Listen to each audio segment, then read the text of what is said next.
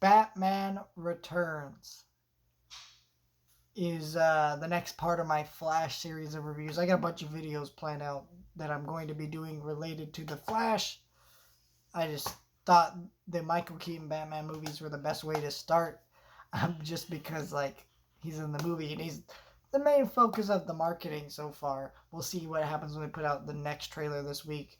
Um, which at the when this video comes out, I guess I will have already seen that trailer, but at the time of recording this video, I haven't seen that trailer yet, sort of thing. So it's like, all right, I really love Batman, 1989. This movie, however, I do not enjoy so much.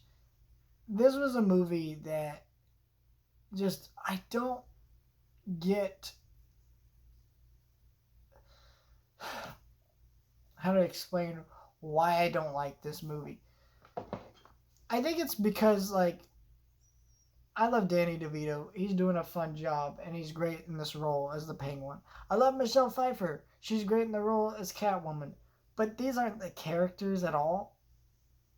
More so than the Joker, because you watch the Joker in that movie and like, yeah, he's not exactly like his comic book counterpart, but he's still kind of based in the roots of his comic book counterpart. Where like, the Joker probably would do most of that stuff he does in the movie. Maybe not in the exact way it happened in that movie, but then you watch this and it's like, okay, Michelle Pfeiffer is just not Catwoman in the way she's ridiculously over top. She's insane this performance, and it works for the tone of this movie, but it also just feels wrong to be calling that Catwoman.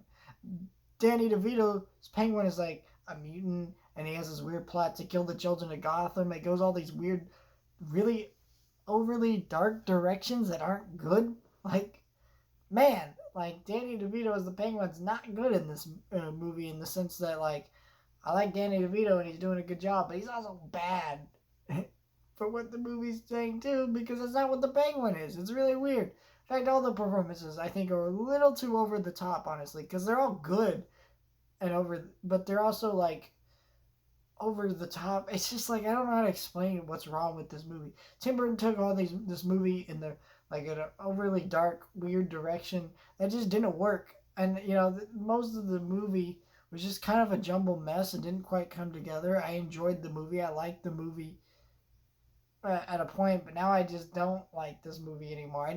When I watch Batman '89, I never want to watch Batman Returns right after. Some people they do, but for me, I don't. I don't like the portrayal of the Penguin here. The best portrayal the Penguin, I'm sorry, is Colin Farrell. That is what the Penguin should be. And that's perfection right there. Catwoman has yet to have a really great portrayal on screen, other than animation and in the comics. But just like, no, this doesn't work for me. Unfortunately, I do really kind of just not a big fan of this movie. Though I do have the little cool Funko Pop of the Penguin in the duck. I don't know if you can see it. It's over here somewhere. Yeah, it's a cool looking pop. I love that pop. Just want to show that off real quick. But yeah, mess of a movie that just doesn't come together writing wise or just performance wise or just kind of tonal wise. It's just kind of a weird movie that just doesn't all come together great. And honestly, I'm glad that we got Batman Forever out of this movie. And I'm not going to review that movie as part of this series, but I do really love Batman Forever. And when we get closer to the Batman 2, I do want to go through all the Batman movies, talk about the Dark Knight trilogy, talk about Batman Forever, Batman and Robin. That's going to be great. But as it stands right now, not a big Batman Returns guy. And I know some people are, some people aren't. It just did not work for me.